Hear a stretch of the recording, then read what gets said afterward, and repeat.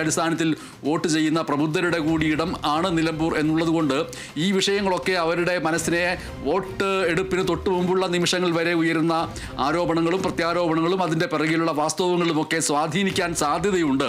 അതുകൊണ്ട് തന്നെയാണ് തൊട്ട് പിറകെ തന്നെ ഇന്ന് എം.വി. ഗോവിന്ദൻ മാസ്റ്റർ ജമാഅത്തെ ഇസ്ലാമിയുമായിട്ട് കോൺഗ്രസിൻ്റെ ബന്ധത്തെക്കുറിച്ച് സൂചിപ്പിച്ചുകൊണ്ടുള്ള പ്രത്യാക്രമണം നടത്തിയത്. അതിലേക്ക് പോയിട്ട് ഡി ബിനോയിലേക്ക് തിരികെ വരാം. ജമാഅത്തെ ഇസ്ലാമിയെ കോൺഗ്രസ് വെള്ളപൂശുന്നുവെന്നാണ് CPIM സംസ്ഥാന സെക്രട്ടറി എം.വി. ഗോവിന്ദൻ മാസ്റ്റർ പറഞ്ഞത്. കോൺഗ്രസും മുസ്ലിം ലീഗും ജമാഅത്തെ ഇസ്ലാമിയെ തെരഞ്ഞെടുപ്പ് പ്രക്രിയയുടെ ഭാഗമാക്കിയിരിക്കുന്നു. ജമാഅത്തെ ഇസ്ലാമിയെ കോൺഗ്രസ് പിന്തുണയ്ക്കുന്നതിൽ പ്രിയങ്ക ഗാന്ധി പോലും മറുപടി പറഞ്ഞിട്ടില്ല. അതുകൊണ്ട് LDFന് ഒരു വർഗീയ ശക്തിയുടെയും കൂട്ട് വേണ്ട എന്ന് എം.വി. ഗോവിന്ദൻ മാസ്റ്റർ ആവർത്തിക്കുകയും ചെയ്തു. ലോകത്തിന്നേ വരെ ജമാഅത്തെ ഇസ്ലാമി എന്ന് പറയുന്ന തീവ്ര ലോകം മുഴുവൻ ഇസ്ലാമികമാവണം എന്ന ധാരണ രൂപപ്പെടുത്താൻ ശ്രമിച്ചുകൊണ്ടിരിക്കുന്ന ആ പ്രസ്ഥാനത്തെ ആദ്യമായിട്ട് അസോസിയേറ്റായി ചേർത്ത് തെരഞ്ഞെടുപ്പ് മുന്നണിയുടെ ഭാഗമാക്കുന്നത് ഈ കേരളത്തിലെ ലീഗും അതുപോലെ കോൺഗ്രസുമാണ്.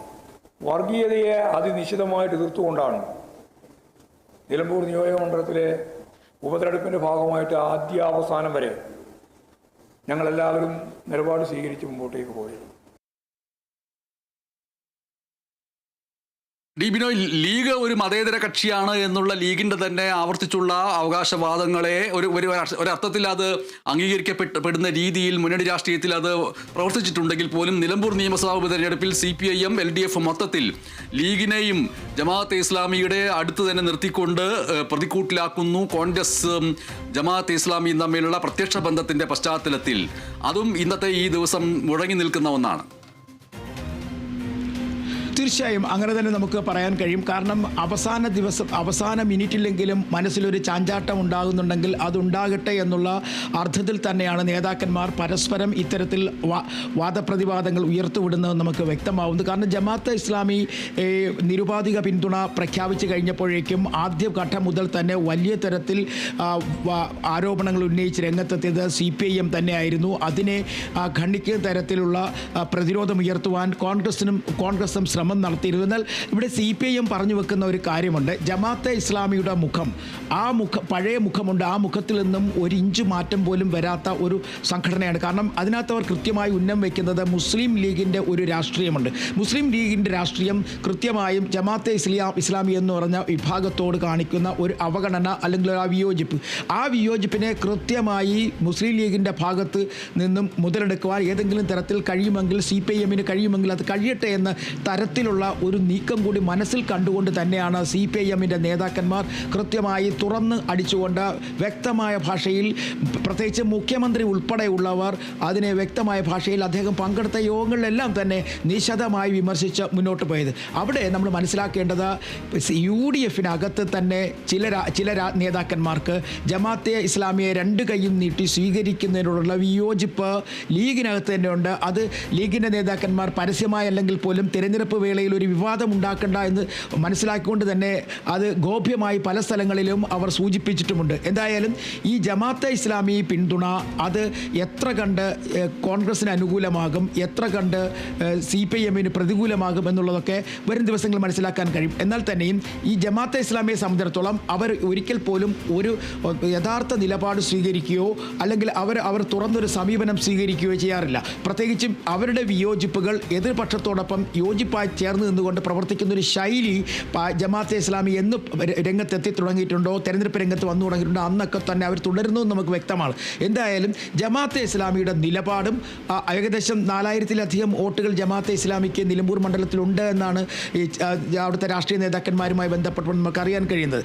അത്തരത്തിൽ മതസാമുദായിക സംഘടനകളുമായി ബന്ധപ്പെട്ട് പ്രവർത്തിക്കുന്ന തരത്തിൽ ജമാഅത്തെ ഇസ്ലാമിക്ക് അത്തരത്തിൽ ചില പ്രത്യേക പോക്കറ്റുകളിൽ വോട്ടുകളുണ്ട്. ആ വോട്ടുകൾ കൂടി കണ്ണുവെച്ചുകൊണ്ടായിരിക്കും ഒരു പക്ഷേ ഒരു തുറന്ന മനസ്സോടുകൂടി ഇവരെ സ്വീകരിച്ചിരിക്കുന്നത്. ജമാഅത്തെ ഇസ്ലാമി കോൺഗ്രസ് പ്രതിപക്ഷ നേതാവ് വലിയ അഭിവാദ്യം നൽകി സ്വീകരിച്ചിരിക്കുന്നത് നമുക്ക് പറയാം. എന്നാൽ കോൺഗ്രസിനകത്ത് തന്നെ ഇനി ഭാവിയിൽ ഇവരെ എങ്ങനെ കൊണ്ടുപോകണം, ഈ ഭാവിയിൽ ഇവരെ എങ്ങനെ ഉൾപ്പെടുത്തണം എന്ന കാര്യത്തെക്കുറിച്ചൊക്കെ വലിയ തരത്തിൽ UDFനകത്ത് ചർച്ച ചെയ്യേണ്ടി വരും. അപ്പോൾ കടുത്ത വിയോജിപ്പുകൾ ഉയർന്നു വരും. തൽക്കാലം ഈ ഒരു ബന്ധം ഇങ്ങനെ തുടരട്ടെ എന്ന നിലപാടാണ് UDFിലെയും കോൺഗ്രസിൻ്റെയും പല നേതാക്കന്മാർ സ്വീകരിച്ചിട്ടുള്ളത്. അത്തരത്തിൽ ഒരു നിലപാട്, അതായത് തള്ളാതെയും കൊള്ളാതെയും ഒരു നിലപാട് CPIM എമ്മും ഈ നിലമ്പൂരിൽ ജമാഅത്തെ ഇസ്ലാമിയുടെ കാര്യത്തിൽ സ്വീകരിച്ചിട്ടുണ്ട്. കാരണം കിട്ടുന്ന വോട്ട് തള്ളണ്ട എന്നൊരു നിലപാട് നേരത്തെ തന്നെ പല സമയങ്ങളിലും പല തെരഞ്ഞെടുപ്പുകളിലും CPM എടുത്തിട്ടുണ്ട്. എന്നാൽ ഇത്തവണ ജമാഅത്തെ ഇസ്ലാമി ഒരു തുറന്ന മനസ്സോടുകൂടി UDF-നൊപ്പം പോവുകയാണ് ചെയ്തിട്ടുള്ളത്. MS, ഇതിൽ നമ്മൾ രണ്ട് കാര്യങ്ങൾ കൂടി നോക്കാനുള്ളത്. ഈ ഒരു നിയമസഭാ ഉപതെരഞ്ഞെടുപ്പ് എന്ന് പറയുന്നത് ആർക്കും കയറിപ്പൊക്കോ എന്ന് പറഞ്ഞുകൊണ്ട് സ്വന്തം വശം മാറിക്കൊടുത്തുകൊണ്ട് ഓവർടേക്ക് ചെയ്തോളൂ എന്ന് പറയുന്ന ഒന്നല്ല.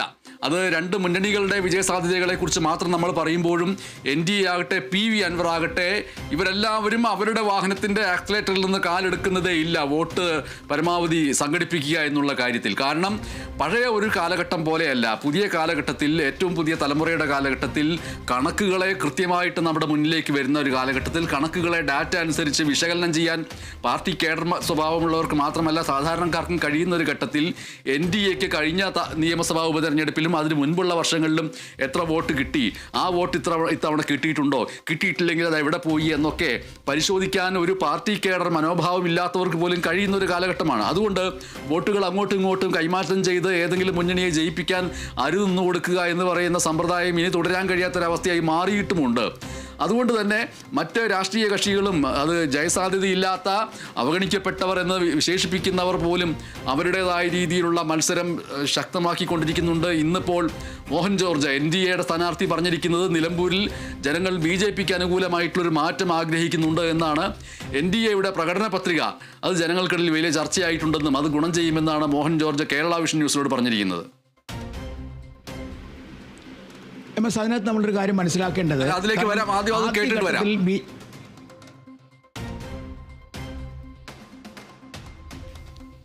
വോട്ട് ചെയ്യേണ്ട ജനങ്ങളല്ലേ, ജനങ്ങൾ മാറി ചിന്തിക്കാൻ ഉള്ള സാഹചര്യങ്ങൾ ഉണ്ട്.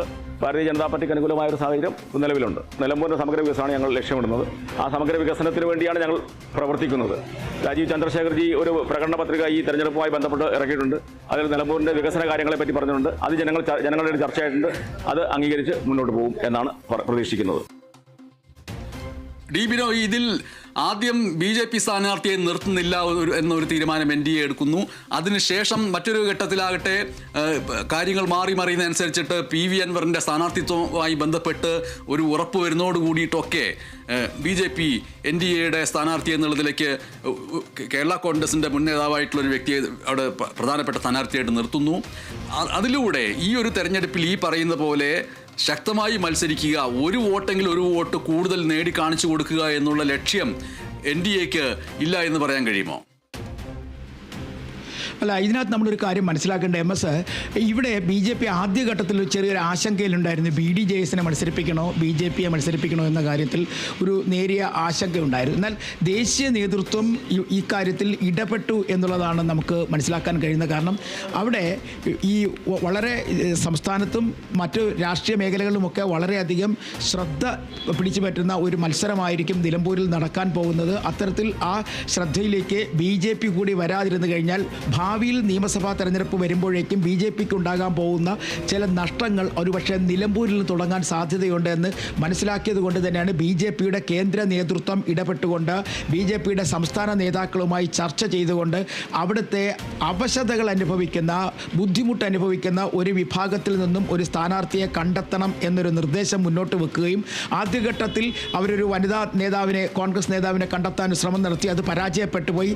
അതിന് തൊട്ടു പിന്നാലെയാണ് മലയോര മേഖലയുമായും അല്ലെങ്കിൽ കുടിയേറ്റ കർഷകരുടെ മേഖലയുമായി ബന്ധപ്പെട്ട് കിടക്കുന്ന മേഖലയിൽ നിന്ന് ഒരാളിനെ കണ്ടെത്തണം.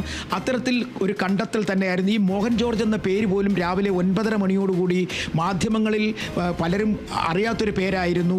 അവസാനമാണ് അവരുടെ ഒരു വാർത്താക്കുറിപ്പിലൂടെയാണ് പറയുന്നത് മോഹൻ ജോർജ്, അഡ്വക്കേറ്റ് മോഹൻ ജോർജ് ഒരു കേരള കോൺഗ്രസ് നേതാവാണ്. അദ്ദേഹത്തെ പാർട്ടിയിലേക്ക് കൊണ്ടുവരുവാൻ തീരുമാനിച്ചിരിക്കുന്നു. ഇന്ന് ഉച്ചയ്ക്ക് മെമ്പർഷിപ്പ് എടുക്കുന്നു. അതിനുശേഷം നാളെ രാവിലെ നാമനിർദ്ദേശ പത്രിക സമർപ്പിക്കാൻ തീരുമാനിച്ചിരിക്കുന്നു. അപ്പോൾ ഇതിൻ്റെ അർത്ഥം കേരളം ഉറ്റുനോക്കുന്ന ഒരു തെരഞ്ഞെടുപ്പിൽ BJP മത്സരിക്കാതിരുന്നാൽ, BJP പിന്നോക്കം പോയി കഴിഞ്ഞാൽ അവർക്ക് വരാൻ പോകുന്ന തദ്ദേശ ഭരണ തെരഞ്ഞെടുപ്പുകളിൽ അവരെ വെറുതെ വിടില്ല. കാരണം LDFും UDFും അവിടെ കൃത്യമായി BJPയെ ഒതുക്കേണ്ട മേഖലകളിൽ ഇത് തന്നെ ഉപയോഗിക്കും. നിലമ്പൂരിൽ സ്ഥാനാർത്ഥിയെ നിർത്തി മത്സരിപ്പിക്കാൻ കഴിയാത്തവർ എന്ന തരത്തിൽ വാക്പ്രയോഗം ഉണ്ടാകുമെന്നുള്ളത് കൃത്യമായി മനസ്സിലാക്കിയ കേന്ദ്ര നേതൃത്വം അവരുടെ ബുദ്ധി പ്രയോഗിച്ചുകൊണ്ട് തന്നെയാണ് അവർക്ക് ഇപ്പോൾ അടുക്കുവാൻ, അവർക്ക് വോട്ട് കിട്ടാൻ സാധ്യതയുള്ള ഒരു മേഖല എന്ന് BJP ഇപ്പോഴും കഴിഞ്ഞ കുറേ നാളുകളായി ഈ ക്രിസ്തീയ സമുദായത്തിന് പിന്നാലെ നടന്നുകൊണ്ട് അവരുടെ വോട്ട് കൂടി എങ്ങനെയെങ്കിലും അവരുടെ പക്ഷത്തേക്ക് കൊണ്ടുവരണം എന്നൊരു ചിന്താഗതി ഉയർന്നു വന്ന സാഹചര്യത്തിലാണ് ഒരു കുടിയേറ്റ കർഷകരുടെ മേഖലയിൽ നിന്നും ഈ അഡ്വക്കേറ്റ് മോഹൻ ജോർജിനെ കണ്ടെത്തുന്നതും അദ്ദേഹത്തെ മെമ്പർഷിപ്പ് നൽകി സ്ഥാനാർത്ഥിയാക്കാൻ തീരുമാനിക്കും. അത്തരത്തിൽ ഒരു തീരുമാനമെടുത്ത BJPക്ക് മുന്നിലേക്ക് നമ്മൾ കണക്കുകൾ പരിശോധിക്കുമ്പോഴേക്കും കഴിഞ്ഞ പ്രാവശ്യം BJPയുടെ സ്ഥാനാർത്ഥിയായി മത്സരിച്ച അശോക് കുമാറിന് കിട്ടിയത് 8500 വോട്ടാണ്. അതേസമയം അതിനു മുമ്പ് വരുന്ന തെരഞ്ഞെടുപ്പിൽ, അതായത് ആര്യാടൻ ഷൗക്കത്തിന് തൊട്ട് പിന്നാലെ മത്സരിച്ചത് VV പ്രകാശ് ആയിരുന്നു. VV പ്രകാശും അതുപോലെ തന്നെ അൻവറും തമ്മിൽ ഏറ്റുമുട്ടിയപ്പോൾ അന്ന് BJPക്ക് 10,000-ൽ താഴെ വോട്ട് മാത്രമേ പിടിക്കാൻ കഴിഞ്ഞിട്ടുള്ളൂ. എന്നാൽ ഇപ്പോൾ മത്സരം വേറൊരു ലെവലിലേക്ക് മാറുന്നു, വേറൊരു തരത്തിലേക്ക് മാറുന്നു. CPM-ഉം കോൺഗ്രസും മുഖാമുഖം ഏറ്റുമുട്ടുന്ന സ്ഥലത്ത് BJP സ്ഥാനാർത്ഥി എത്തുമ്പോൾ BJP സ്ഥാനാർത്ഥിക്ക് എന്തുമാത്രം വോട്ട് നേടാൻ കഴിയുമെന്നുള്ളൊരു ചർച്ച BJPക്കുള്ളിൽ തന്നെ വരികയും അത്തരത്തിൽ വോട്ട് മറ്റു സാമുദായികമായി ലഭിക്കാൻ സാധ്യതയുള്ള ഒരു സമുദായത്തിൽ നിന്ന് തന്നെ ഈ അഡ്വക്കേറ്റ് മോഹൻ ജോർജിനെ കണ്ടെത്തി രംഗത്തെത്തിച്ചുകൊണ്ട് മുന്നോട്ട് പോകാൻ BJP നടത്തിയ ശ്രമം നേരത്തെ MS സൂചിപ്പിച്ചതുപോലെ തന്നെ ഞങ്ങൾക്കും ഞങ്ങളുടേതായ ഒരു സാധ്യത ഈ മണ്ഡലത്തിലുണ്ട് എന്ന് തെളിയിക്കേണ്ട ഒരു സാധ്യത BJP മനസ്സിൽ വയ്ക്കുന്നു. അതാണ് ഈ മോഹൻ ജോർജ് എന്ന് പറയുന്ന സ്ഥാനാർത്ഥി എന്ന്. അൻവറിനെ സംബന്ധിച്ചിടത്തോളം അൻവറിന് അങ്ങനെയല്ല. അൻവറിനാൽ ഒരു ഉപതെരഞ്ഞെടുപ്പിലേക്ക് കാര്യങ്ങൾ എത്തപ്പെട്ടു എന്നത് വളരെ ഭംഗിയായ ഭാഷയിൽ മുഖ്യമന്ത്രി ഉൾപ്പെടെയുള്ളവർ അവരുടെ വേദികളിലൊക്കെ തന്നെ അവതരിപ്പിച്ച് കഴിഞ്ഞിരിക്കുന്നു. വഞ്ചകനാണ് എന്ന തരത്തിൽ അവതരിപ്പിച്ച് കഴിഞ്ഞു. പക്ഷേ ഇവിടെ മറ്റൊരു കാര്യം കൂടെയുണ്ട്. നമ്മൾ അതിൻ്റെ രാഷ്ട്രീയ വശം നോക്കുമ്പോഴും അൻവറിന് ലഭിച്ച ചില വോട്ടുകളുണ്ട്. അതായത് ആര്യാടൻ കുടുംബത്തിന് അല്ലെങ്കിൽ ആര്യാടൻ മുഹമ്മദിന് നൽകാൻ താല്പര്യമില്ലാത്തതും എന്നാൽ ആര്യാടനോ താല്പര്യമില്ല എങ്കിൽ പോലും കോൺഗ്രസിന് നൽകണം എന്നുള്ള താല്പര്യമുള്ള ചില വോട്ടുകളുണ്ടായിരുന്നു. ആ വോട്ടുകൾ അങ്ങനെ നിൽക്കുന്ന സമയത്തും അത് CPM-ന് അനുകൂലമായി അവർ വോട്ട് ചെയ്യാതിരുന്നൊരു സമയത്തും ആണ് PV അൻവർ എന്ന് പറയുന്ന സ്വതന്ത്ര സ്ഥാനാർത്ഥി 2016-ൽ അവിടേക്ക് എത്തപ്പെടുന്നതും അത് അങ്ങനെ CPM-ന് നൽകാൻ മടിച്ചു നിന്നതും ആര്യാടന് കൊടുക്കാൻ താല്പര്യമില്ലാത്തതുമായ വോട്ടുകൾ നേരെ തിരിച്ച് അൻവറിലേക്ക് വരുന്നു. അതാണ് ആദ്യഘട്ടത്തിൽ എത്തിയപ്പോഴേക്കും അൻവറിൻ്റെ ഭൂരിപക്ഷം 10,000-ന് മുകളിലേക്ക് 11,700-ലേക്ക് എത്തപ്പെടുന്നത്. അതേസമയം രണ്ടാമതെത്തിയപ്പോൾ 2,700-ലേക്ക് വരുന്നു. കാരണം ആര്യാടൻ കുടുംബവുമായി ബന്ധമില്ലാത്തൊരാൾ VV പ്രകാശ് എന്ന് പറഞ്ഞ ഒരാളോട് മത്സരരംഗത്തേക്ക് വരുന്നു. അപ്പോൾ അദ്ദേഹത്തിന് കിട്ടിയ വോട്ട് ഇവർ തങ്ങളുടെ വ്യത്യാസം 2,700 ആയിക്കൊള്ളുന്നു. അപ്പോൾ ഇതിനകത്തുള്ളൊരു രാഷ്ട്രീയപരമായ വലിയ മത്സരങ്ങൾ കഴിഞ്ഞ കുറേ നാളുകളായി നിലമ്പൂരിൽ നടക്കുന്നുണ്ട് എന്നുള്ളതിൻ്റെ തെളിവുകളാണ് ഈ ഭൂരിപക്ഷവും മത്സരരംഗത്ത്